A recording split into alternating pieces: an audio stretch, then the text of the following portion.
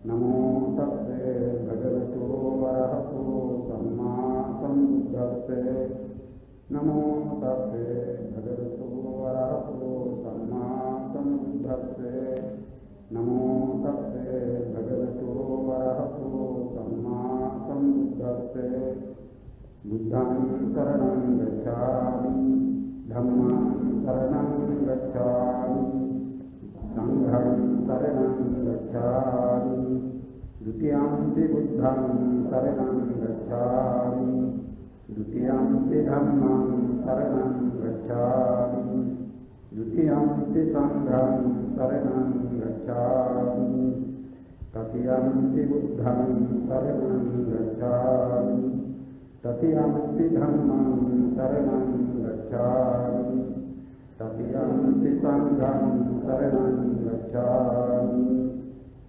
पानातिपाता वेरमणि सिक्खापदं समादयामि अभिन्नादाना वेरमणि सिक्खापदं समादयामि कामविच्छाचारा वेरमणि सिक्खापदं समादयामि मुसावादा वेरमणि सिक्खापदं समादयामि पिशुना वाचा वेरमणि सिक्खापदं समादयामि हरुषा वाचा वेरमणि सिक्खापदं समादयामि संसप्पलापा वेरमणि सिक्खापदं समादयामि मिथ्याजीवा वेरमणि सिक्खापदं समादयामि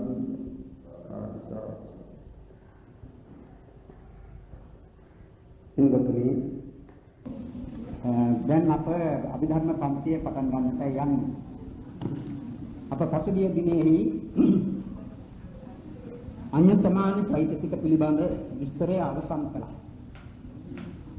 රස වේදනා සංඥා චේතනා ඒකග්ගතා ජීවිත ඉන්ද්‍රිය මනසිකාර කියන මේ සබ්බචිත්ත සාධාරණ චෛතසික හතක් විතක්ක ਵਿਚාර අධිමොක්ඛ විරිය පීති ඡන්ද යන ඒ ප්‍රකීර්ණක චෛතසික හයත් කියන ඒ චෛතසික 13 පිළිබඳ වූ විස්තරය නැත්නම් ඒවායේ ලක්ෂණ පිළිබඳව අප දැනගත්තා.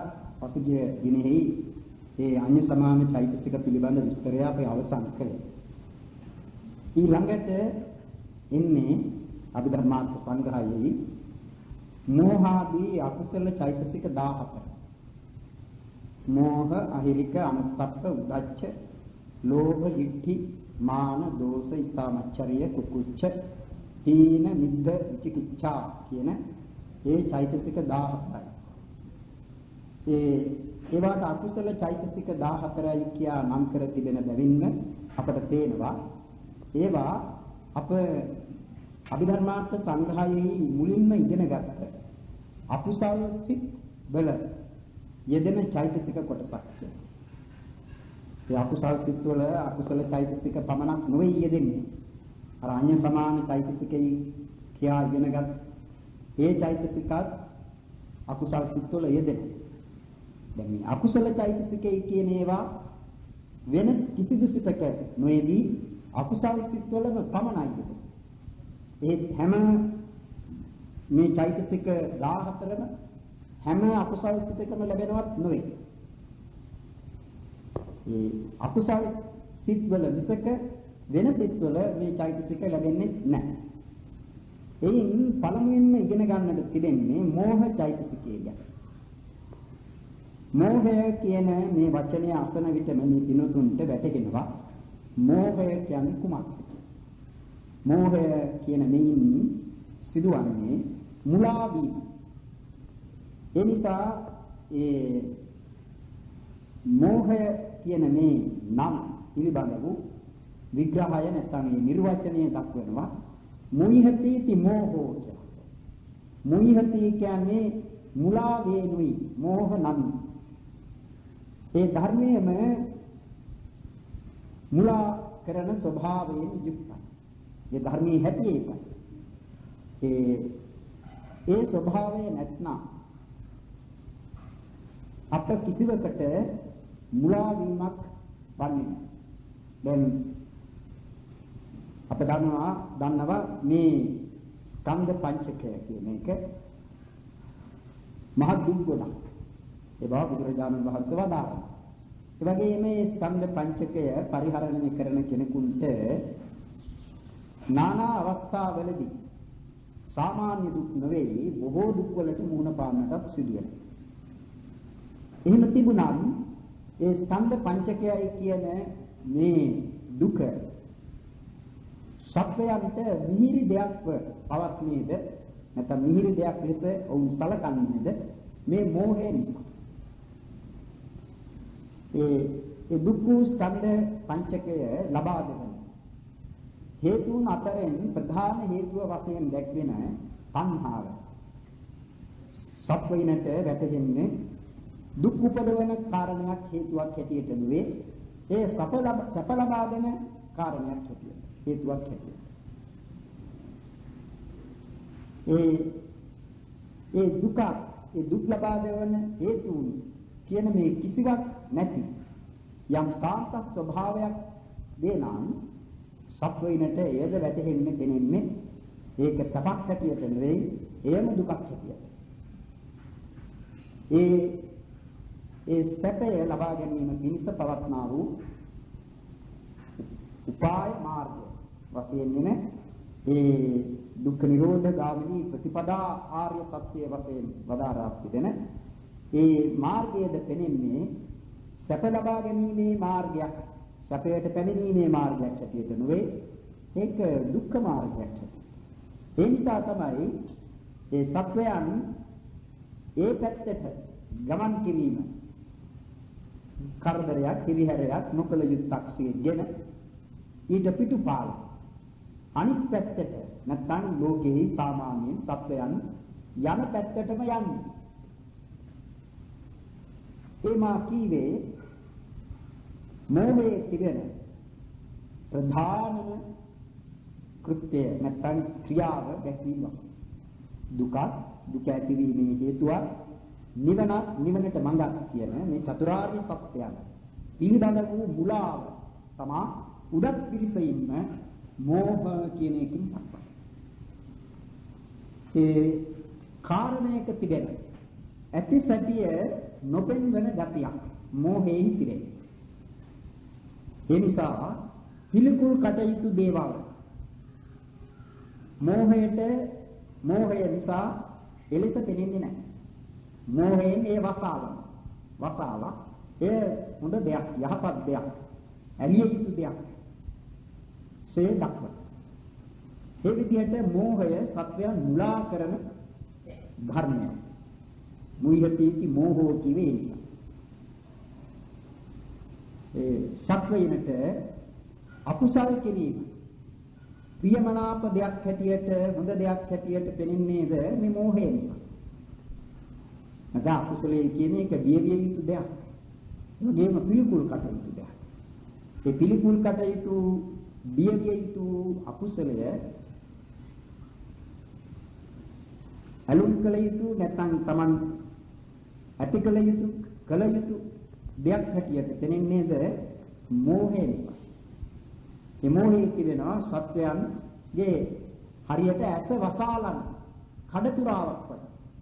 දැන් අපිට පේනවනේ මේ පෙනෙන ගතිය නැති වෙනවා ඇස වැහෙන්නට යම් කිසිවක් බැඳු. එතකොට පෙනෙන්නේ නැහැ. අන්න ඒ වගේ මේ මෝහයේ ස්වභාවය ඇතිතතු දකින්නට ඉඩ දෙන්නේ නැහැ. පෙන්වන්නේ නැහැ. බොහෝ විට නැති දෙයක් දක්වන. නැති දෙයක්. ඒ නිසා අතෙන් තැන කියනවා ඔය සතුන්ව අමු තනකොළයි කියා රවටන්නට ඇසේ පළඳවන නිල් කණ්ණාඩියක් වගේ. පිදුරු කන්න. නමුත් තනකොළයි කියලා හිතා ගන්නවා කණ්ණාඩියෙන් මේ පාටට පෙනෙන බැරි.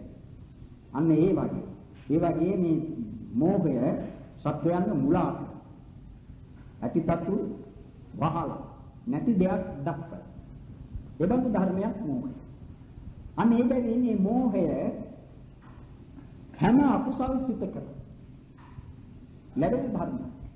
කිසිදු අකුසලයක් කවරෙකු හෝ කොයි අවස්ථාවකදීවත් කරන්නේ මෝහයෙන් තොරව. මෝහය ඒ අවස්ථාවේදී නැත්නම් හිතම අකුසල් කරන තත්වයකට වැටෙන්නේ නැහැ. මෝහයෙන් තමයි මේ තත්වයට පමුණවන්නේ. මෝහය ඒ නිසා සබ්බා කුසල සාධාරණ චෛතසිකයක් කියලා දක්වනවා. හැම අකුසල් සිතකම යෙදෙන චෛතසිකයක්. දැන් අකුසල් කරන තැනත්තා ඒ කරන ක්‍රියාවන් ගැනම සලකන විට ඉෂ්ඨකාන්ත ප්‍රිය බවක් ඇති කරගත යුතු දේ වශයෙන් නුවණින් සලකන විට නම් කොහොමදවත් හිතා ගන්න. නුවණ ඇති කෙනෙකුට ඒ අකුසල ක්‍රියාව මොන පැත්තකින් බැලුවා හොඳ දෙයක් කියලා හිතා ගන්න. දැන් ඒ අකුසල් කියන ඒවායින් ලොකුම ඒවා දක්වනවානේ දස අකුසල කර්මපතේ කියලා. බලන්න සතුන් මැරීම, සොරකම් කිරීම, කාමීත්‍යාචාරය, බොරු කීම, කේලාම් කීම, පරුස වචන කීම, තමන්ටත් අනුන්ටත් වැඩක් නැති නිර්ර්ථක දේ ගැන කතා කිරීම, ඊළඟට අභිජ්ජා කියන අන්‍යයන් සතු දේවල් තමන්ට මොනම විදිහකින්වත් අයිතියක් නැති ඒ දේවල් වස්තු පුද්ගලයන් තමන්ට වේවා කියන ඒ බලාපොරොත්තුව නැත්නම් ඒ ඇඟීම කියන අවිද්‍යාව අනුන් නැසේවා වෙනසේවා සමහර කියන්නේ මක බෑ වේවා ඒ වනස්සිතිවිල්ල අන්තික මිත්‍යා දෘෂ්ටිය. ඉතින් මේවා ඇති කරගන්න නැත්නම් මේවා යම් යම් අවස්ථාවලදී කෙනෙකුගේ సంతානෙ උපදිනවා නම් ඒ උපදින්නේම ඔහු මුලා වී සිටින අවස්ථාවක. මුලාවට පත්ව සිටින අවස්ථාව. ඔහුට ඒ පෙන්වන්නේ අවශ්‍යයෙන්ම කළ යුතු දෙයක්. ඒ විදිහටයි දක්වන්නේ. දැන් මේ මෝහය අකුසල ක්‍රියාවලදී ඥානයේ වගේ තමයි ඒ කරන තැනට වැටෙන්නේ. මේක නුවණයි කියලා පෙනෙන්නේ. ඒ නිසා දැන් ප්‍රകൃතියෙන්ම ඥානවන්ත අය සිටිනවා. උත්පත්තියෙන්ම ලක් නුවණ ඇති අය සිටිනවානේ. දන්නවනේ ත්‍රි හේතුක ප්‍රතිසන්දිකේ ඔය කියන අයට උපතින්ම ලක් ඥානෙ තිබෙනවා. ඒ උපතින්ම ලක් ඥානය තිබෙන කෙනෙකු වුණා යම් කිසි අවස්ථාවකදී අකුසලයක් කරනවා නම් ඒ ඥාණයෙන් නෙවෙයි කරන්නේ. ඒ ඥානය එතෙන්දී එන්නේ නැහැ. එතෙන්දී උපදින්නේ මෝහය. ඥානය කියන එකට ඉඳුරාම විරුද්ධයි. ඉඳුරාම කෙලින්ම විරුද්ධ ධර්මය මෝහය. එයයි උපදින්නේ. නමුත් ඒ තැනට පෙනෙන්නේ ඒක නුවණ හැටියට. විශේෂයෙන් මේක නුවණ හැටියට ක්‍රියා කරනවා අකුසල ක්‍රියාවලදී උපාය චින්තන වශයෙන්. කියන්නේ උපාය අකුසල යම්කිසි අකුසල ක්‍රියාවක් සිදු කිරීමේදී උපාය කියන්නේ යම්කිසි මාර්ගයක් පිළිවෙලක් යොදා ගන්නවානේ අනුගමනය කරනවානේ. දැන් හොරකමක් ගැන සැලකනවා නම් කාටවත් කවුරුවත් අවදි නොවන විදියට ගේ තුලට රිංගා ගන්නට එහෙම යම්කිසි උපායක් යොදනවා. අනේ උපාය චින්තන වශයෙන් යෙදෙන්නේ නුවණ නෙවෙයි. ඒ අවස්ථාවේදී යෙදෙන්නේ මෝහය. නමුත් කරන එක්කෙනාට හිතන්නේම Tamanගේ නුවණින් කියලා. ඒ වගේම ඒ ගැන සලකන වෙන අයට සමහර විටක හොරා ගෙදර තිබෙන සියලුම වටිනා බඩු වලින් ගේ හිස් කරලා. නමුත් ගෙදර ඉන්න අය කවුරුවත් දන්නේ නැහැ. ඒ අය හිතන්නට බැරි නෑ හරි ඥානවන්ත හොරෙක්. ඥානය නෙවෙයි. ඒ හොරාගේ මෝහය. ඒ අවස්ථාවේදී ඥානය නෙවෙයි උපාය යොදනවා. ඒ වගේ අකුසල ධර්මයන්හිදී ඒ නුවණෙන් පෙනෙන තවත් ධර්ම කිද. ලෝභයක් දෙයින් එක. ලෝභය ඇති වුණාම ඒ ලෝභය උපත් තැනත්තා හිතන්නේ තමාගේ ඥානවන්ත ක්‍රියාවක් හැටියට ඒ ලෝභය. ඒව ගැන අපි පස්සේ කතා කරමු. මේ මෝහය ගැන ඉස්සල කරන්නට තිබෙන්නේ. මෝහය ඒ නිසා හැම අකුසල සිතක. එතකොට හැම අකුසල සිතක මේ කියන විදිහේ අකුසල ක්‍රියාවන් සිදු කරන්නේ අපි කය වචන සිත කියන තුන්දොර. කයින් කරනවා, වචනයෙන් කියනවා, සිතින් සිතනවා. ඒ කායික වාචසික මානසික වශයෙන් ඒ කායද්්වාරෙහි පැවති අකුසල, වාග්ද්වාරෙහි පැවති අකුසල, මනෝද්වාරෙහි පැවති අකුසල. ඒ විදිහට තුන්දොර ඒ සඳහා යොදවනවා. ඒ තුන්දොරම නපුරට, නරකට, වරදට යම් අවස්ථාවකදී කෙනෙක් යොදවයි. ඒ යොදවන අවස්ථාවේදී හිතම මුලා වූ තත්වයක සිටින. ඒ මෝහයේ නිසා. මෝහයේ ඇති එක. ඒ නිසා මෝහය හැම අකුසල් සිතකම ලැබෙන චෛතසික ධර්මයක් බව තේරුම් ගන්න. ඒ ඇති මෝහය.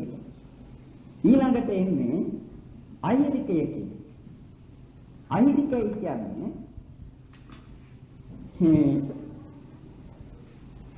අකුසලයන්හිදී අකුසල්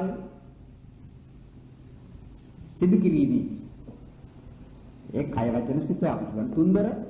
ඒ තුන්දොරින් කවර දොරකින් වුවද යම් කිසි අකුසල ක්‍රියාවක් සිදු කරන විට ඒ අකුසලය පිළිකුල් නොකරන ස්වභාවය ඒ තැනත්තාගේ සිතෙහි ඒ අවස්ථාවේදී. දැන් සිත ගැන සැලකන විට ප්‍රකෘති සිත අපට තිබෙන අපේ මුල් සිත. අපට වෙනත් සිත් උපදන්නේ නැති අවස්ථාවලදී පැවතගෙන යන භවාංග සිත. ඒ සිත ප්‍රභාස්වරයි කියා බුදුරජාණන් වහන්සේ වදාළා. පදස්තර නිදන් භික්කවේ චිත්ත. ඒ සිත කෙලසෙන්නේ, නරක්වන්නේ, අපිරිසිදු වන්නේ, කිලුටු වන්නේ අකුසල ධර්මයන් ඒ සිතෙහි නැත්නම් සිතෙහි යෙදීම නිසා. එයින් අදහස් කරන්නේ නැහැ භවාංග සිත කිලුටු වෙනවා.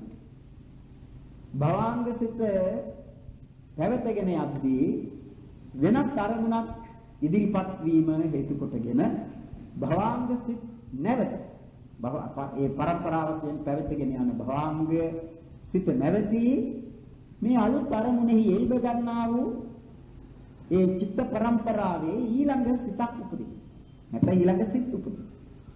අන්න ඒ සිත්වල තමා ලෝභ, ද්වේෂ, මෝහ කියන මේ මූලයන්ගෙන් යුක්ත අකුසල් සිත් ඇතැම් විටක ලැබෙනවා. ඒවා ලැබෙන විට අර ප්‍රകൃතියෙන් තිබුණු භවාංග සිතේ පිරිසිදුකම ඒ සිතෙහි ඇතිවන්නේ නැහැ. ඒකයි පංචකෝ ආගන්තුකේහි උපක්ඛිලේසේහි උපක්ඛිලික්ඛං. මේ භවාංග සිත එසේ පැවතගෙන යද්දී භවාංග සිතට ආගන්තුක අමුත්තු වන ක්ලේශ ධර්ම, අකුසල ධර්ම හට ගන්නට පටන් ගන්නවා යම් යම් අරමුණක එල්බගෙන. අනේ විටයි සිත අපිරිසිදු උනායි. දැන් ඒ අපිරිසිදු වුණාට පස්සේ නැවත සිත භවාංගයට වැටෙන විට ඒ භවාංගයේ පිරිසිදු. ඒකට సంతాන වශයෙන් සැලකන විට භවාංග සම්පතිය පිරිසිදු චිත්ත සම්පතිය. ඒ පිරිසිදු වන්නේ ඒ සිතෙහි ලෝභය නැහැ. ඒ සිතෙහි ද්වේෂය නැහැ. ඒ සිතෙහි මෝහය නැහැ. ඒ ලෝභය, ද්වේෂය, මෝහය කියන මේ තුන පෙරදරිව ඇතිවන්නා වූ අකුසල ධර්ම එකක්වත් ඒ භවාංග සිතෙහි උපදින්නේ නැහැ. භවාංග සිතෙහි කියන්නේ විපාක සිත. අකුසල ධර්ම විපාක සිත්වල ලැබෙන්නේ. අකුසල ධර්ම ලැබෙන්නේම අකුසල් සිත්වල. ජවන ක්‍රියාවෙන් යුක්ත අකුසල් සිත්වලමයි අකුසල ධර්ම ලැබෙන්නේ. ඒ නිසා අකුසලයන්ගේ විපාක සිත්වල වුණා ඒ ලෝභ ආදී අකුසල ධර්ම නැහැ. ඒ නිසා ලැබෙන භවාංග සිතක් වුණා පිරිසිදු. දැන් සතුන්ගේ බලු බලල් ආදී සතුන් සිටිනවා. නිරිසතුන් සිටිනවා. ඒ කවරකදී වුණා භවාංග සම්පතිය. පිරිසිදු භවාංග සම්පතිය. ඒ පිරිසිදු ඉකීවේ මොන කරුණින්ද? අකුසල ධර්ම ඒ සිතෙහි ලැබෙන්නේ නැති බැරි. ඒකෝට ඒ සිතෙහි මෝහය නැත්නම් ඒ සිතෙහි ලෝභ ආදී අකුසල ධර්ම නැත්නම් ඒ සිත පිරිසිදුනේ අප දන්නවනේ ඒවා තිබීම නිසා සිත අපිරිසිදු වන්නේ කියලා.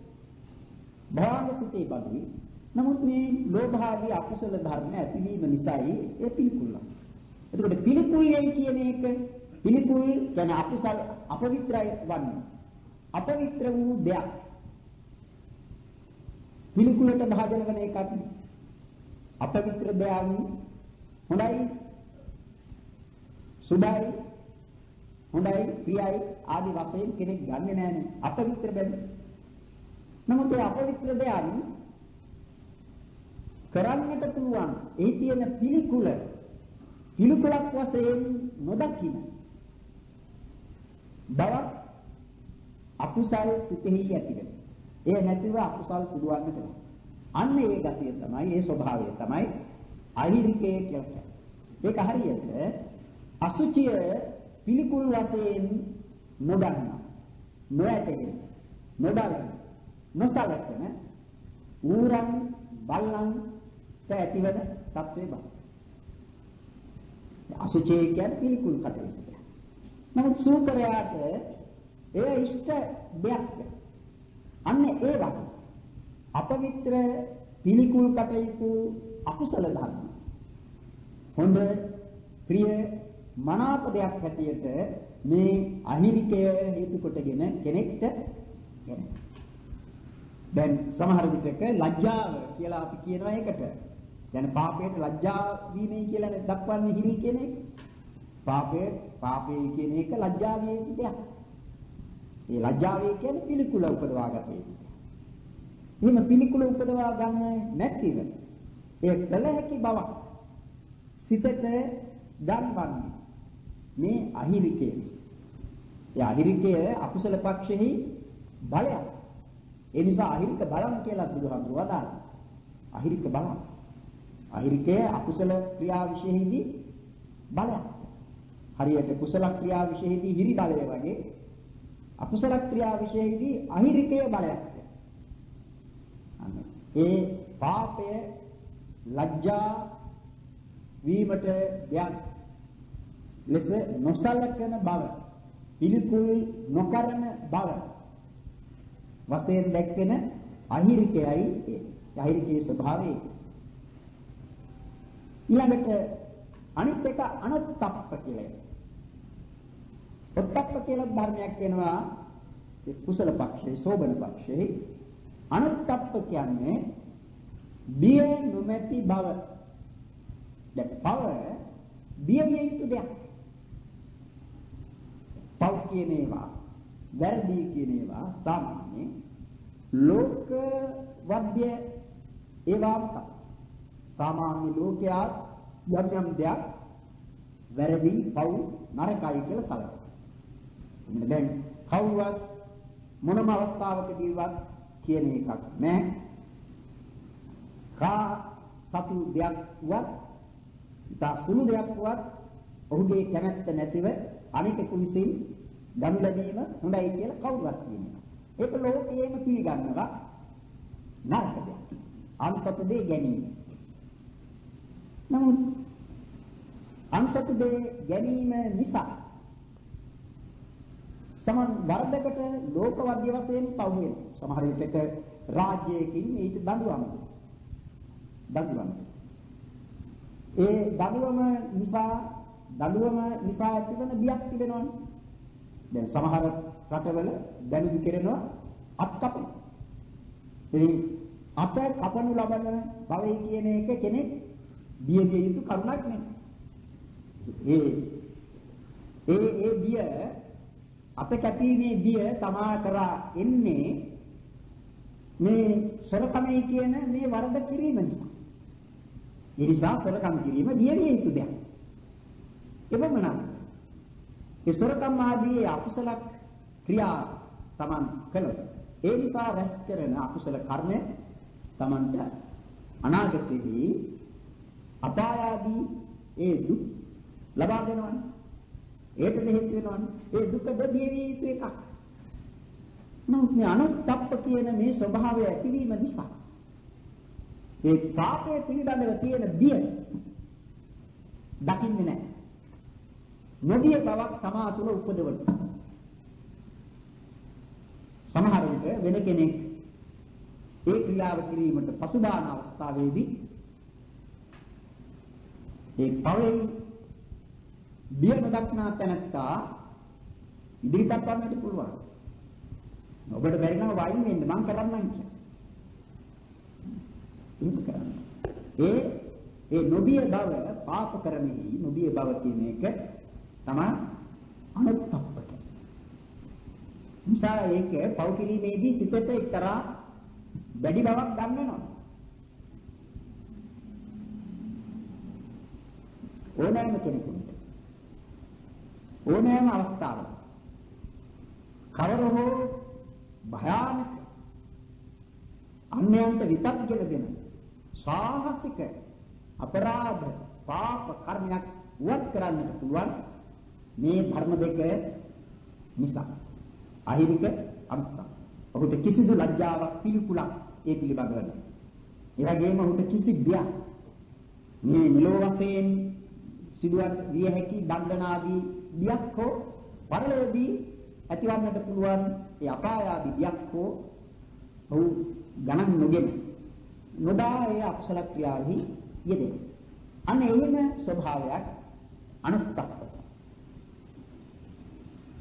මේ දෙකට ප්‍රතිවිරුද්ධ දෙක තමයි හිරියොත්ප්පක. මේ දෙක ලෝකපාලක ධර්මයි කියලා. ලෝකපාලක ධර්මයි කියලා ඒවාට කියා තිබෙන්නේ ලෝකය පාලනය වෙනවා. දැන් අපි එකිනෙක කෙනා මනසේ පාලනය වීමට කවුරුත් අපට නීති රීති පනවන්නට ඕන නැහැ. ඔබ මේක කරන්නට එපා මේ කරන්න. මේ කිරීම මේ කරන එක වරදක්. දඬුවම් ලැබෙනවා. මේක නොකළ හැරියොත් ඒකත් වරදක් ඒක දඬුවම් කරනවා කියලා කවුරුත් නොකීවාට හිරියොතක් තියෙන තැනට ඒ නොකළ යුතු දේ කරන්නේ නැහැ. ඒ වගේම කළ යුතු දේ නොකර හරින්නේ. ඒ නිසානේ ලෝක පාලනය වෙන්නේ. ලෝකය පාලනය කරන්නට ලෝකයේ පාලනය කරන ඉබේම ලෝකයේ දිව්‍යයන් පාලනය කරනවා නෙවෙයි. ඒ ලෝකය පාලනය වන්නේ පාලන නීති රීති රෙගුලාසි කියන ඒවා තියෙනවා. එක එක රටවල් හදාගෙන තිබෙනවා. ආණ්ඩු තිබෙනවා. යම් සමාජ. ඒවායේ ඉතා සුළු කොටස් වශයෙන් වුණා. දැන් අපි වුණත් අපේ සංගමයක් සමිතියක් එහෙම තිබෙනවා නම් ඒ පාලනය පිළිබඳ අපි එකිනෙක සමාජිකයා කෙසේද කටයුතු කළ යුත්තේ? ඒ තමන්ගේ සමාජිකත්වය මේ ඒ සභාවේ පවත්වාගෙන යද්දී තමා ඒ සභාවට ඒ සමිතියට ඒ සංගමයට වරදක් නොවන පරිදි ඒ සංගමය අන්‍යයන්ගේ අපකීර්තියට භාජන නොකරන පරිදි තවන හැසිරෙන්නට. ඉතින් ඒ සඳහා එකිනෙක කෙනාට නීති රීති කියනවා. භාණ්ඩාගාරික කළ යුතු වැඩ කොටසක් තියෙනවා. ඒවා පිළිබඳව තියෙනවා නීති. භාණ්ඩාගාරිකය කියන්නේ මුල මුදල් පිළිබඳ වගකීමක් ඇති තැන. අර නීති රීති ඒ සභා රීති අනුව ඒවා තබාගෙන. නමුත් ඒ රීතිය නිසා නෙවෙයි භාණ්ඩාගාරික ආදී සමාජිකයන් මේ ව්‍යවස්ථානුකූලව කටයුතු කරන්නේ. ඒ ව්‍යවස්ථානුකූල ව්‍යවස්ථා ඔවුන් කෙරෙහි බලයෙන් පවරලා ඒවා ගැන පරේම කටයුතු කිරීමක් අවශ්‍ය වන්නේ නැහැ. ඒ අයට මේ හිරියොතක් තියෙන එක තියෙනවා. දැන් සමහර තැන්වලදී එහෙම නැති ගියාම අයියෝ මම මේ මුදල් වංචාවක් කළයි කියලා මට ලෝකයෙන් අපකීර්තියක් එනවනේ. ඒකට දියන්නේ. ඒ වගේම මේක මහ පිළිතුරු වැඩක් මම කොහොමද කරන්නේ? එහෙම හිතන්නේ වංචා සහගත සිතක් ඇති වුණු හැටියේ අර අහිරිකේ එනවා හිරිය පළවා හරින්නට අනුත්ප්පේ එනවා උත්ප්පේ පළවා හරින්න. අර වැරදි දේ කරන්නේ. ඒ වගේ එහෙම ඒ හිරියොත්ප්ප තිබෙනවා නම් තමා මේ හිරියොත්ප් දෙකෙන් පාලනය වෙනවා. එතකොට එකිනෙක කෙනා එහෙම පාලනය වෙන විට මුළු ලෝකයම පාලනය වන්නේ හිරියොත්ප් දෙකෙන්. ඒ නිසා තමයි ලෝකපාලක ධර්මය. දැන් සාමාන්‍යයෙන් ගත්තම අපිට තියෙනවා රාජ්‍යයක රටක නීති රීති පනවලා තියෙනවා. සමහර නීති වලින් අපිට කියනවා මේවාට ගෙවන්නට ඕනේ.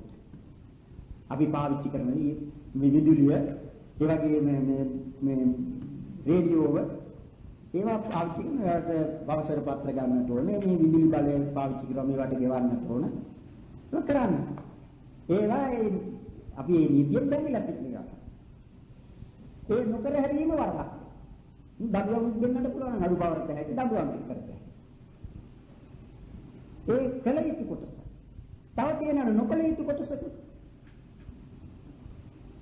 අපේ නිදහස තියෙනවා කියලා ඒ නිදහස අපිට පාවිච්චි කරන්න බෑ කාව හරි මරන්න කාගේ හරි දෙයක් කරකම් කරන්න ඒව කරන්නට බෑ ඒවා ඒ නීතියෙන් පාලනය වෙන ඒවා නොකල යුතු දේ එහෙම තිබුණා නොකල යුතු දේ වෙනම දක්වලා තිබෙනවා කල යුතු දේ වෙනම දක්වලා මේ දෙකම එහෙම තිබියදී නොකල යුතු දේ කරන කල යුතු දේ නොකර හරින අය කොපමණ සිටිනවා ඒ ඔක්කොම යම් කිසි අවස්ථාවකට දිගටම නොකර යුතු දේ කරනවා වෙන්නටත් බෑ ඒ වගේම කල යුතු දේ දිගටම නොකර හරිනවත් නෙවෙයි යම් කිසි අවස්ථාවකදී හිතම නොකල යුතු දෙයක් කරනවා නම් ඒ අවස්ථාවේදී ඔහු තුල හිරියොතක් දෙක නෑ ඒ වෙනුවට අහිරික අනුත්ප්ප කියන දෙක ඇති ඒ වගේම කල යුතු දෙයක් නොකර හරින අවස්ථාවකදී දැන් අපි කිව්වේ ගෙවීමක් කොමාරි එක පහර අරින්න එහෙම නැත්නම් මේ මොකද මේක මේ කායිකවත් අයිති දෙයක් නෙවෙයි එහෙම හිතනවා. දැලා ලාය බැදලා තියෙනවා. ඒකෙන් මම ගවන්නේ නැතුව හොරෙන් ගන්නවා. හොරෙන් නැදගන්න සමහර. ඒ හිරියොතක් නැති එකක්. අහිරික අනුත්ප්ප දෙක බලවත්.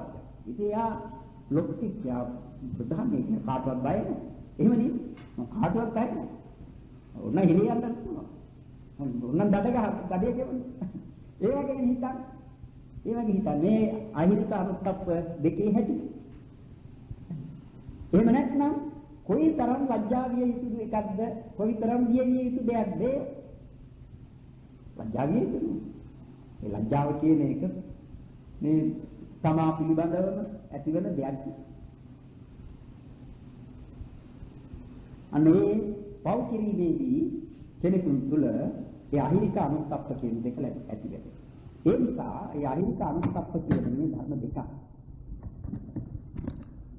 නමුත් ඒ දෙක මොන තත්වයකින් හෝ නූපදී අකුසලයක් සිදු කරන්නේ නැහැ.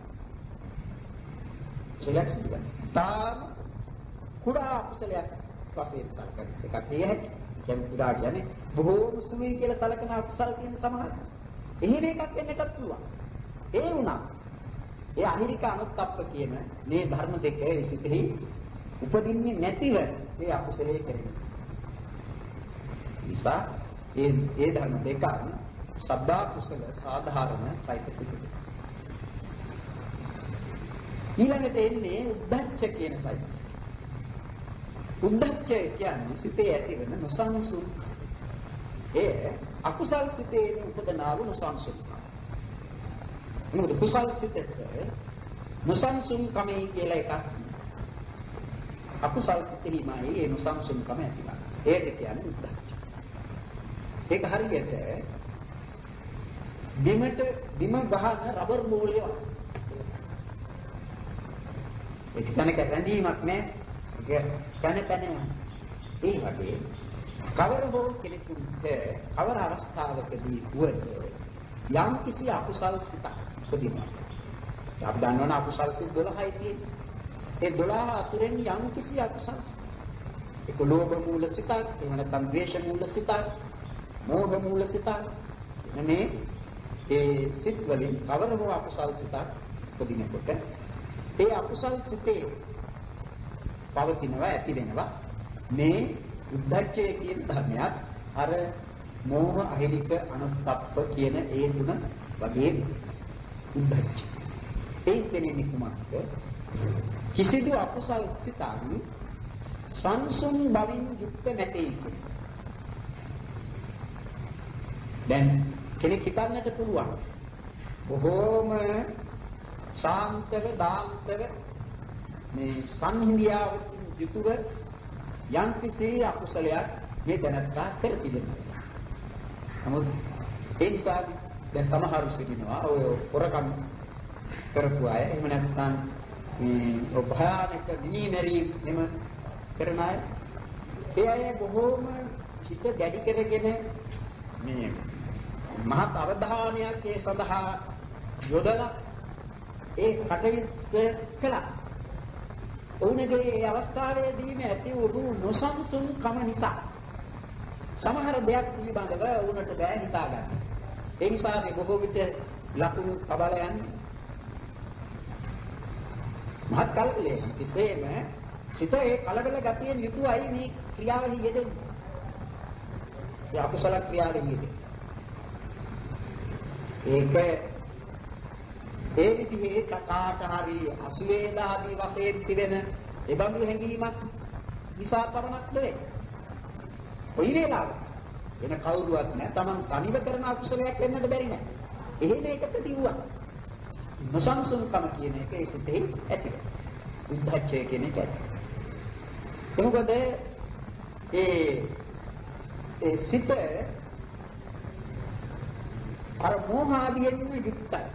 මෝහ ආදී මේ ධර්මයන්ගෙන් යුක්ත වූ ඒ සිතෙහි ඇතිවන්නා වූ ඒකාග්‍රතාවයේ කියන සමාධිය. ඒ තරම් බලවත් සමාධියක් වන්නේ. සිතකට අවශ්‍යයි ඒකාග්‍රතාවය. සිතක් උපදින්නට බෑ. ඒකාග්‍රතාව කියන අපි ඉගෙන ගත්තා ඒකාග්‍රතාව ඒ ධර්මයේ නැතිව මොනම සිතක්වත් උපදින්නට බෑ. ඒ හැම සිතකම ලැබෙනවා ඒකාග්‍රතාව. ඒක ඒ අරමුණ පිළිබඳව ගන්නට පුළුවන් මහා ආකාර රාශියක් අතුරෙන් යම් කිසි එක ආකාරයක පිහිටන ස්වභාවය තමයි ඒකාග්‍රතාව කියන එක. ඒ නිසා අරමුණක ඒ යම් කිසි ආකාරයක පිහිටන බව හැම සිතකම තියෙනවා. නැත්නම් ඒ අරමුණ ගන්නට බෑ. අකුසල් සිතක් වුවද විපාක සිතක් වුවද කුසල් සිතක් වුවද ක්‍රියා සිතක් වුවද ඒ කවර හොත් මේ ඒකාග්‍රතාවෙන් යුක්ත නොවේ නම් ඒ අරමුණ ගැනීමේ ක්‍රියාවෙහි යෙදීම කරන්නට බැරි වෙනවා ඒක. අන්තිම අරමුණක් ගන්න. ඒ නිසා ඒ අරමුණෙහි පිහිටන බවක් තියෙනවා. මේ සිතෙහි යෙදෙන ඒකාග්‍රතාව අකුසල් සිත්වල තිබෙන ඒකාග්‍රතාව දුර්වල ඒකාග්‍රතාව. අර සමාධියයි කියලා දක්වන චිත්ත සමාධිය ඒ බලවත් සමාධියක් වශයෙන් ලැබෙන ඒකාග්‍රතාවක් වන්නේ. හේතුව තමයි මේ උද්ධච්චයත් සමග එකට යෙදීම. ඒ සිතේ ඒකාග්‍රතාවක් තිබෙනවා උද්ධච්චය. සිතේ ඒකාග්‍රතාවක් තිබෙනවා උද්ධච්චය. අපි උද්ධච්ච සම්ප්‍රයුක්ත සිත ගන්න දැනගත්තා. ඒ සිතේ උද්ධච්චය අනිත් උද්ධච්චයන්ට වඩා බලවත් නොසන්සුන්කමක් තිබෙනවා. අකුසල් සිත කොයි එක ගත්තා ඒ හැම අකුසල් සිතකම තිබෙනවා ඒ නොසන්සුන් ගතිය. මොකද අකුසලයෝ කියන්නේ සිත දවන අවන පෙළෙන ස්වභාවය. සිත දවනවා අවනවා පෙළෙනවා කියන එක තේරුම් ගන්නටයි තිබෙන්නේ. ඒක නැතුව ඒ දවන තවන පෙළෙන ස්වභාව දක්වන්නට විදිහක් නැහැ. නමුත් ඒක තේරුම් ගන්න කොහොමද දවෙන්නේ පැරෙන්නේ පෙළන්නේ. සමහර අකුසලයන් පිළිබඳව සලකන විට ඒවායේ තිබෙන දවන තවන පෙළෙන తত্ত্বය තේරුම් ගැනීම ලෙහෙසි වෙනවා. හොඳ නිදර්ශනය තමයි දර්ශන වශයෙන් දක්වන්නට පුළුවන් ධර්ම දෙක තමයි ප්‍රධාන වශයෙන්ම ලෝභයයි ද්වේෂයයි. ලෝභයේ තිබෙන নানা අවස්ථා තිබෙනවා. ලෝභයට බුදුරජාණන් වහන්සේ නම් රාශියක් වදාළා. ධම්මසංගණී ඉන්නවා නම් 100ක්. ලෝභය. අපි නිකම්ම ලෝභයේ කියනකොට අපි කියනවා යමක් පිළිබඳව කෙනෙකුගේ සිතෙහි ලෝභයක් ඇති වුණායි කියලා. නමුත් ඊට වඩා වෙනස් අදහසක් අපට පහළ වෙනවා, ඇති වෙනවා, ඇඟෙනවා. රාගයක් ඇති වෙනවා. ඇති වෙනවා. ඊළඟට කාම රාගයක් ඇති වෙනවා කියනවා. අර නිකම්ම රාගයක් ඇති වෙනවා කියවට වඩා අමුතු හැඟීමක් අපට ඒ නිසා අපේ සිතේද ඇති කරගන්නවා. කියන්නේ ඒ ධර්මයේ තේරුම් ගැනීම වශයෙන්. අන්න ඒ වගේ ඒ ලෝභයේම নানা අවස්ථාවල ඒ ලෝභයෙන් කරන බැදීම එකිනෙක කෙනාට ඒ අවස්ථා පිළිබඳව ආපසු හැරී බලන විට වුවද වැටෙහිදී කොයිතරම් සිත දවන බවක් ඒ ලෝභෙහි ඒකේ ඇති එක් තරාතිරම් වලදී ඇති වෙලා තිබෙනවා. ඒ නිසා සමහර විටක කෙනෙකුට කෑම බීම අප්‍රිය වෙනවා, කන්න බෑ. කොතෙකුත් Tamanගේ සිත යම් කිසිවක් නිසා ඒ රාගයෙන් දැරි තිබේද ඒ නිසා කන්න බොන්න උමනා කරන්නේ. නිින්ද යන්නේ. එහෙම උදාහරණ වර්තමාන නිදර්ශන නොදැක්වා අපට හිතා ගන්නට පුළුවන් අර කොසල් රජතුමාට ඇතිවෙච්ච තත්ත්වය නේ. මේනවනේ කොසල් රජතුමාට නිින්ද ගියේ නැහැ. අර දූෂණසෝ කියන එක ඇහුනේ නේ. අර නිින්ද ගියේ නැහැ රජතුමා. අර රාගයෙන් කරන දැවීම, තැවීම, පිළිම. ඉතින් අර තව හඳුන්නම දුක්ඛයේ බංගීසා හඳුරු කාම රාගයෙන් දයහා චිත්තන්නේ පරිබයිනේ සාධු විපාකණං රෝහි අනුකම්පාය ගෝතන ඒ රාගයෙන් කරන දැවීම, ද්වේෂයෙන් කරන දැවීම, තරහව. දැන් අපට කකුල සමහර විටක සමහර තස්ථාන කෝප වශයෙන් නැතිවන තරහක් තියෙනවා. කකුලයන් කිසි තැනක හැපුණම තරහ. තමන් බලාපොරොත්තු නොවූ මොහොතක වහිනවනම් එතකොට තරහ. මතරයි වහින්න වෙන වෙලාවක් තිබුණ නැද්ද කියලා සමහර තරහේ තමන්ගේ ගමන දිවන කර ගන්නට බෑ. ඒ නිසා තරහයි. එහෙම ඇති වෙනවනේ. ඒක තරහවක් තමයි. නමුත් තමන්ගේ සිත අර ධර්මම දවන්නේ නැහැ. නමුත් තමන්ගේ පසමිතුරේක තරහකාරයෙක් සම්බන්ධව සිතේ ඇතිවන තත්ත්වය බලන්න. අදන් විතක නිකම්ම නෙවෙයි. මුහුණට මුහුණලා සිටින අවස්ථාවල මුහුණට මුහුණලා සිටින අවස්ථාවකදී ඇතිවන තරහක් තිබෙන්නේ. එහෙම අවස්ථාවලදී මොන විදිහට දැවෙනවද? ඒ දැවෙන නිසාම ශරීරයේ ප්‍රකෘති තත්ත්වයේ නැතිව ශරීරයේ වෙවුලන්නට එහෙම පටන් ගන්නවා. වෙවුලනවා, තොල් ගැහෙනවා. ඒක වෙන්නේ මොකක්ද? ද්වේෂයෙන් කරන දැවීම. ඒ ආදී ද්වේෂය ඔය කරන්නේ අන්න අකුසල ධර්මයන් කියනවා. ඒ දවන බව, අවම බව, පෙළෙන බව තියෙනවා. එළෙනවනේ දැවෙනකොට ඒකේ පීඩාවක් තමයි සිදුවන්නේ. පීඩාව. ඒ තරහව අපි කරන්නේ ගන්න කෙනෙක්ට ඇතිව තිබෙන තරහව. ඒ තරහව සිතේ නලියන විට තමන්ගේ ඒ නිසා මහ පීඩාවකටපත් වෙලා නෙමෙයි. පීඩාව. මා දන්නවා කෙනෙක් බලවත්සේ තරහදී අවස්ථාවක. එතන තැකිව වතුර බාල්දියක්. ඔහුගේ ඔළුව හලන්නේ. දාන්නේ ඒකවත්. ඒ දැවිල්ල ඔළුව දැවෙන්න පටන් ගන්නවා. ඉස්ස දැවෙන්න පටන් ගන්නවා. ඇත්තෙන්ම දැම්මා. වතුර බේසමක් ගෙනල්ලා දැම්මා ඔහුගේ ඉස්ස. දැවෙන්න පටන් ගන්නවා. එහෙම දැවෙන ගතිය අකුසල් වල තියෙනවා. ඉතින් එහෙම දැවෙන ගතියක් තියෙන විට මොකද්ද තත්ත්වය? දැන් අත දානකොට සමහර වෙලේ මිරිස් සම්බරල එහෙම අත දානකොට මොකද කරන්නේ? මෙහෙම කරන්නේ. ඒ චලනයක් වෙන්නේ. අන්න ඒ වගේ සිතේ ඇතිවෙන මේ දාහ ගතිය හේතු කොටගෙන සිතේම ඇති වෙනවා නොසන්සුන් බව. ඒ නොසන්සුන් බව උඹටද අයත් වන්නේ නැත්නම් මොන ධර්මයේද? උද්ධච්ච. හැම කුසල් සිතකම තිබෙනවා ඒ තරාතිරම් වෙනස් වෙන්නට පුළුවන්.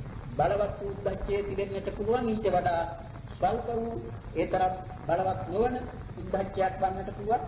උද්ධච්චයෙන් තොරව අකුසල් සිතක් නම් ලැබෙන්නේ. හැම අකුසල් සිතකම උද්ධච්චයේ තිබෙනවා අර කෙලෙසුන්ගෙන් කෙරෙන දැවීම හේතු කොටගෙන ඇතිවන නොසන්සුන් බව.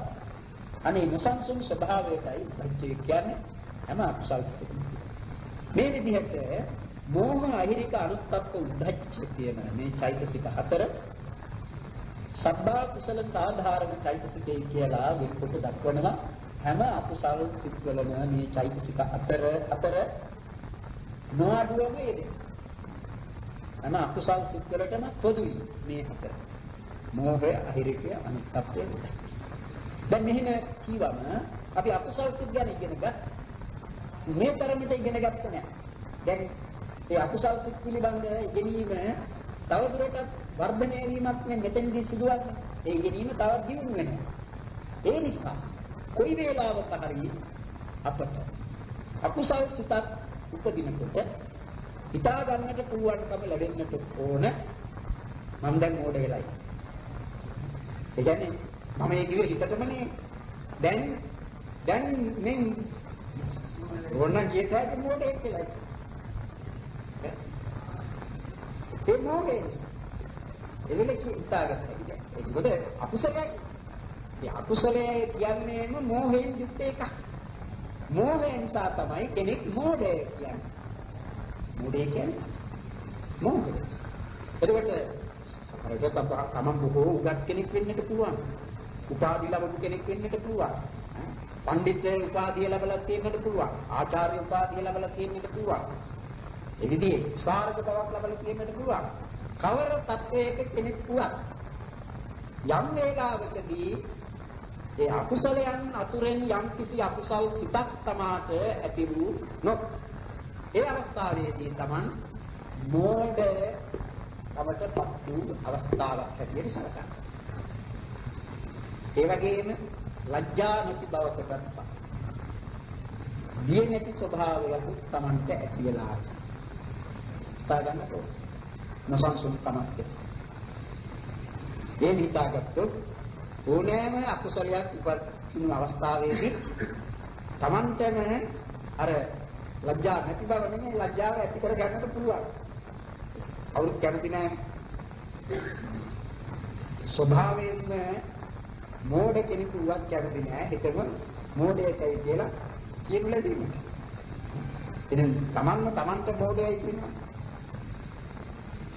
එහෙම කියලා හරි අකුසලයෙන් වළකින්න. බුදුරජාණන් වහන්සේ උගන්වලා තිබෙන්නේ එහෙම. උන්වහන්සේ උගන්වලා තිබෙන්නේ කඳුළු සලසලා අඬා නුවද වරදින් වළකින්න. ඒ මොකද වරද කියන එක කෙනෙකුගේ සිත අදවන දෙයක්. වතුර ගලන්නේ පහත්කම් බල ඒ වගේ සිත යන්න ලෑස්තිව සිටින්නේ ලෝභ ආදී තැන්. එහෙම අවස්ථාවකදී Taman මෝහයට පත්ව සිටින කෙනෙක් කියලා තේරුම් ගන්න. ඊළඟට එන්නේ ලෝභ දික්ඛි මාන කියන চৈতසික. මේ හතරට කියන්නේ මෝහ චතුස්කය. ඒවා අපිට සංප්‍රයෝග සංග්‍රහ කියන මේ ණයවලදී ඒ වචනත් උපකාර වෙනවා. මෝහ චතුස්කය කියන්නේ මෝහයෙන් ආරම්භ වෙන চৈতසික හතර.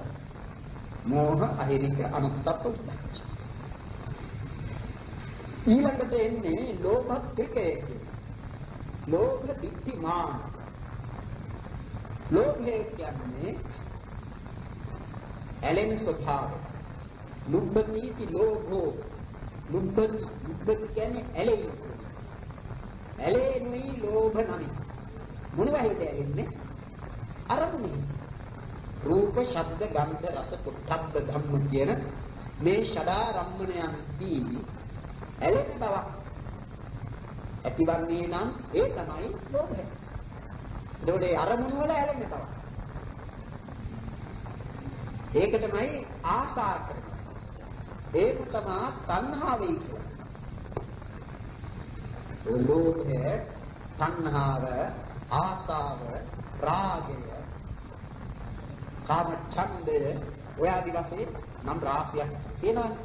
ඒ ස්වභාවයෙන් තේරුම් ගත්තම ඒ ධර්මයන්ගේ තිබෙන නම් වලින් දැක්වෙන කරුණු පසුව අපට වටහා ගන්නට පුළුවන්. ස්වභාවය මොකක්ද?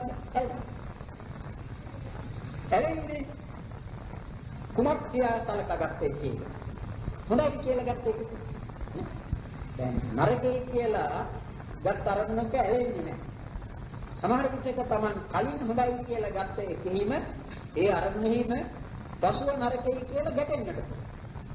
නමුත් මේ අරමුණ හොඳයි කියලා ගැටෙන්නේ. අරමුණ ප්‍රියයි මනාපනම් එහි ඇලෙන්නේ. අන්න ඒ ඇලෙන ස්වභාවය. ඒ කොයි විදිහටද ඒ දක්වා තිබෙන්නේ? වඳුරන් ඇලීමක ගමන ලාටුව වගේ. මක්කට අලේකෝ විය. ඉතින් වඳුරන් අල්ලන්නට ඒ වැද්දාන් යොදා ගන්න ලාට් වර්ග. බොහොම තදින් ඇලෙන. හරියට කොහොල්ල වගේ බොහොම තදින් ඇලෙන ලාට්. ඒ වැද්දාට උවමනා කරන්නේ මේ වඳුරාව පණ පිටින් අල්ලගන්න. ඉතින් ගෙඩි තිබෙන ගහක් වඳුරන් ඉන්නේ ගෙඩි කන්නේ. ඒ ගෙඩි තිබෙන ගසක ගෙඩි තිබෙන අත්තක මේ ලාට්ව දාලා පැත්තකට වෙලා බලයි. ගෙඩි කෑමට එන වඳුරා ඉතින් ඉස්සරහා ඒ අත්තට නගින්නට ඕන. යම් ගාත්‍රයක් කියලා අත්තට නැග්ගනම් ඒ කියන්නේ ඒ ඇලුණු හැටි දන්නවනේ මේක ඇලුණයි. ඊළඟට උත්සාහ කරන්නේ ඒක ගලව ගන්න. ඒ ගලව ගන්නට උත්සාහ කිරීමේදී දැන් අපි වුණත් එහෙමනේ යම් කිසිවක් ගලවන්නට අනිත් අත තද කරලා ගලවන්න හදන. ඒ වගේ අනිත් අතත් පිටු කරන. ඒකත් ඇයි. ගාත් එකක් පිටු කරුවම ඒවත් ඇයි. අන්තිම උත්සාහය කරන්නේ හොම්බේ. හොම්බත් ඇයි. ඉතින් වලිගයත් ඇලෙනවා නේද? අපිත් ඇලෙනවා හය පොළොව. රූප, ශබ්ද, ගන්ධ, රස, පොට්ටබ්බ ධම්ම. විසයි. ඉතින් රූප, ශබ්ද, ගන්ධ, රස, පොට්ටබ්බ කියන මේ පහටත් වඩා අපි ඇලෙනවයි කියන්නට ඕනේ අර ධම්මාරම්මන වල. බොහෝ විට අපි මේ එරේ තලබලා ඉන්න රූපයක එරේ අසාසා ඉන්න ශබ්දයක එරේ සුවඳ ආග්‍රහණය කරමින් ඉන්න ගන්ධයක එරේ රස දැන ගන්න රසයක එහෙම නැත්නම් එරේ ශරීරෙහි ගැටෙන පොට්ටබ්බේ කියන මේවාෙහි ඇලෙන අවස්ථා කියන ඒවා ඉදෙනවා නම් දවස මුළුල්ලේ ඉගෙනගෙන ඒ ස්වල්ප අවස්ථාවල ඒ අවස්ථාව නමුත් අපට වැඩි වශයෙන් ඇලෙන බව ඇති වෙන්නේ මොන අරමුණු වලද මේ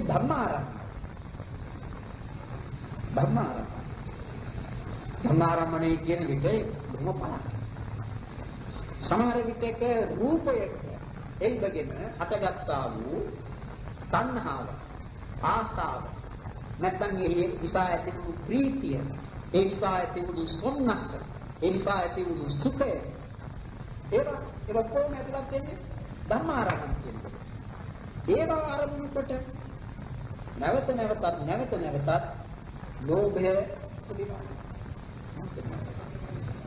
සමහර විටක තාවම නොලබපු දේවල් පිළිබඳ ඇති වෙන ආසාව ඒ රූපාදී අරමුණු වෙන්නට පුළුවන්. දැන් අතීත වර්තමාන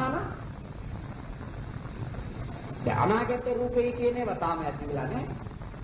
නමුත් ඒවත් අරමුණු කරගෙන උපදිනවා ලෝභය. ඒ විදිහට අතීත වර්තමාන අනාගත කියන මේවා පිළිබඳවත් අයි කාල විමුක්ත ධර්ම වල කොයිතරම් ලෝභය උපදිනවද? දැන් ප්‍රඥප්තිය කියන ඒවා අරමුණු වලට ඇතුළත් වෙන එක කොටසක් තමයි ප්‍රඥප්තිය. ප්‍රඥප්තිය කියන්නේ පරමාර්ථ වශයෙන් රූප නෙවෙයි, ශබ්ද නෙවෙයි, ගන්ධ නෙවෙයි, රස නෙවෙයි, පොට්ටබ්බ නෙවෙයි. ඒ වගේම චිත්ත චෛතසිකත් නෙවෙයි. සුඛ රූපත් නෙවෙයි. නිවනත් නෙවෙයි. ඒ නිවන අනිත් ඒවා කියනවා ප්‍රඥප්තිය. දැන් ඒ ප්‍රඥප්තිය පිළිබඳව තිබෙන ඇලීම කොයි තරම්ද? ඒවා සමහර විටක මේ රූපාදී ආරම්භණයන්හි ඇලෙන ඇලීමට වඩා බොහෝම අද ඇලීම. දැන් අප දන්නවනේ යම් ථානාන්තර තනතුරු ජනාධිපති අගමැති ඇමති නැති ආදී ඔය ථානාන්තර ඒ ජනාධිපති කියන්නේ මොකක්ද? පරමාර්ථයද ප්‍රඥප්තියද? පරමාර්ථය කියන්නේ ප්‍රඥප්තිය. ඒ ප්‍රඥප්තිය කොයිතරම් සිත් අලවන අදවන දෙයක්. ඒ සමහර රටවල ඒ තනතුර පිළිබඳව කෙනෙකුගේ ඉතිදෙන ඇලීම වුමනාව කොයිතරම්ද කියනවා නම් ඉන්නේ කෙනාට පරලෝකාත්ම ඉන්නේ කෙනා බලෙන් පරලෝකගත තනතුරු ඒ ලෝකේ තනතුරේ කියන එක පරමාර්ථයක් නෙවෙයි. බුදු පිළිගැනීම මාත්‍රයි.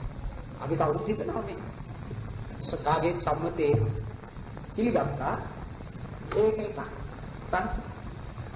ඒකට තියෙන ඒකට තියෙන ලෝක. ඒවා අනිත් ආසාවන් අරයාසි. වැඩගිනි. බැරි වෙලාවත් ඒම තනතුරක සිටින කෙනෙකුට ඒ නැතිව ගියාම සමහරුන්ට ඒක දරා ගන්නට බැහැ. ඒ නිසා සමහර අය සිටින තමන්ව නැසෙනවා.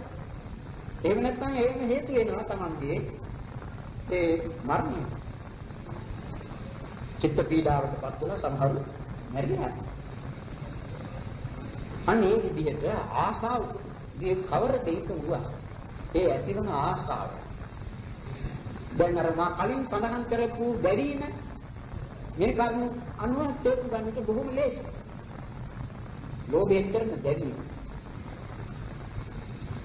ඒ විදිහේ ලෝභයක් කෙනෙකුගේ සිතේ ආවොත් ඊළඟට ඒ දැනත්තා මොන දේ කරාවිද ඒ ආසාව නිසා ඒ බුදුන් පමුණුව තමන් බලාපොරොත්තු වන දේ ලබා ගැනීම සඳහා ඒකෙන් ඊළඟට අතුපතර බෙදී යනවා නේ අටගත්ත ලෝභය ඒ ලෝභය හේතු කොටගෙන ලෝභයෙන් බලාපොරොත්තුවක් යම් කිසිවක් ඒ දේ ලබා ගැනීමට ඊළඟට තමන් මාර්ගය සකස් කර ගන්නට ඕන පිළිවෙල දාන්න ඒ පිළිවෙල යෙදීමේදී මොන දේවල් එකක් නිසා එක කරුණක් නිසා ඇති වුණු ලෝභය තව නොයේ ලෝභය නැතිවීමට හේතුවක් වෙනවා. ඒ වගේම ද්වේෂය නැතිවීමටද කරුණක් වෙනවා. ඒ ඔක්කොම කරන්නේ කුමක්ද? මේ චිත්තසංතානය දවන එළෙනවා. මේ එන්න සංතානයක් ඇති තැනත්තා මුසංස. දැන් කෙනෙකුට භාවනා ආදිය කරන්නට බැරිව තිබෙන්නේ අමාරුයි කියන්නේ වෙන එකක් නිසා නෙවෙයි. ලෝභය, ද්වේෂය. ඉතින් ඒවා ඇති වෙනකොට ඇති වෙනවා සිතේ නොසන්සුන්. ඒ නිසා මොනම විදිහකින්වත් මේ සිත තැන්පත් කරගන්නට බෑ. අරමුණෙහි යොදවන්නට අමාරු නොසන්සුන් බවින් කෙලෙන. එබැවින් දැන් එහෙම භාවනා ආදිය කරන්නට බලාපොරොත්තු වෙනවා නම් යම්කිසි දවස් කාලයක් සීමා කරගෙන සතියක් හෝ දෙකක් හෝ අනෙක් කටයුතු වලින් අයින් වෙලා යන්නේ. ඒ කටයුතු කෙරෙන්නට පිළිවෙලක් යොදලා ඒව ගැන නැවත හිතන්නට අවස්ථාවක් නොලැබෙන පරිදි යන්නේ කියන්නේ මොකද? අර ලෝභාදිය ඇති වෙලා සිත දෙවලා නොසන්සුන්කම උපදවන. දෙන්න අදහස් කරගෙන ගිය දේ කරගන්නට බෑ තමයි. ලෝභය බොහෝ නරකයි. ලෝභය. ඒ ඇලෙන එකක්. ඉතින් රූපේ ඇලෙනවා, ශබ්දේ ඇලෙනවා, ගන්ධේ ඇලෙනවා, රසේ ඇලෙනවා, පොට්ටබ්බේ ඇලෙනවා, ධම්මාරම්මණයන් ඇලෙනවා. ඒ හැම එකක්ම හොඳයි, මනාපයි, ප්‍රියයි කියලා ගැනීම එකක් නිසා. අප්‍රිය අමනාපය කියලා සැලකෙන දේවල් Taman ඇලෙන්නේ නැහැ. ඒවා වැටෙනවා. ඒ ලෝභය තියෙනවා නරක ගැටි. ලෝභය නිසා Tamanගේ ලෝභය ඇති වුණේ යම් පුද්ගලයෙකු කෙරෙහි නම් එමත් ඇතිවෙනවා. ඒ පුද්ගලයාගේ වැරදි සියල්ලම මේ ලෝභය නිසා දැරියා. බොහෝම හොඳ කෙනෙක් කියලා. දැන් ගන්නවනේ මේ පින්නතුන් සභාරු ඉන්නවා මත්පැනට බොහෝම ප්‍රිය. තමන්ගේ මිත්‍රයා තමන්ට මත්පැනින් සංග්‍රහ කරන කෙනෙක්. ඒ මත්පැනින් සංග්‍රහය ලැබෙන තැනත්තා මත්පැනින් සංග්‍රහ කරන තැනත්තා පිළිබඳව මොනවද කියන්නේ? හරි හොඳ මිනිස්සු. ලොකු සලකන්න ගන්නවා. එවනි කියන්නේ හොඳට සලකන්න ගන්න. ගෙදරට ඇවිල්ලා මොනතරම් රසමස මුලෙන් යුක්ත ආහාර පානයන්ගෙන් සංග්‍රහ කළා. එහෙම කළත් කියන්නේ අර අනිත් සංග්‍රහය බලාපොරොත්තු වෙන කෙනෙක් කියන්නේ මොකක්ද? සංග්‍රහ කරන්න දන්නේ. එහෙමයි. අන්න ඒ වගේ. මේ ලෝභයේ ඇති. ලෝභයේ ඒ දුර්ගුණය කියන එක හොඳ එකක් කියලා සලකන්න. හොඳ දෙයක් කියලා සලකන්න. එහෙම එකක්. ඒ තැනත්තා පිළිබඳව නරක පැත්ත එහෙම පිටින්ම බැහැලා. නැති හොඳක් මතු කරගන්න. ලෝභයේ තියෙන එහෙම එකක්. ඉතින් ඒවා සිතලා බලන්න ඕනේ. මේ අවස්ථාවලදී අපි එහෙම කටයුතු කරනවා. මොකද මේ ධර්ම කියන ඒවා අහසේ තිබුණේ වන්නේ. මේ සියල්ලම අපට තිබෙන මේ චිත්ත සංතාන අපට උපදින. ඒ උපදින ධර්ම.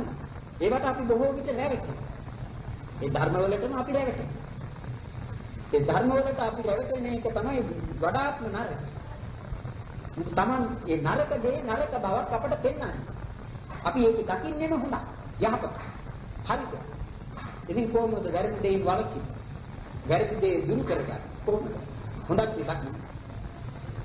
අනේ නිසා ලෝභය කියන එක නරක ධර්මයක් බව පළමු කොට තේරුම් ගන්න ඕනේ. කවර දෙයක් පිළිබඳව හෝ ඇතිවන්නා වූ